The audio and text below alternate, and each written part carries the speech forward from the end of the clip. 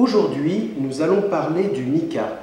Je devrais dire des micas, puisqu'en fait, c'est une famille de minéraux qui sont des silicates en feuillet. Alors, quand on voit ces magnifiques échantillons, la notion de feuillet est tout à fait évidente. Regardez ces magnifiques plaques.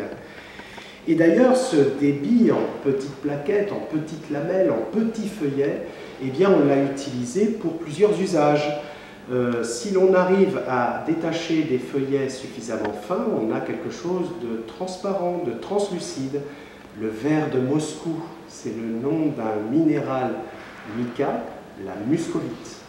Et puis, si ce mica, on le réduit en toutes petites paillettes comme ça, on va avoir des tas d'éléments avec cet éclat métallique que l'on va mélanger dans des peintures, dans des cosmétiques. Alors c'est l'effet boîte de nuit, hein. Là, on réduit en poudre le mica, on s'en colle un petit peu sur la peau et c'est parti pour la fête.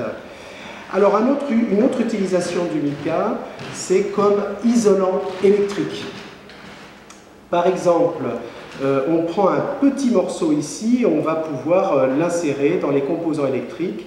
Et ce mica a été très utilisé d'une façon industrielle sur ce sujet. Et puis un jour, on a décidé de le remplacer. Et savez-vous comment on a appelé ce matériau?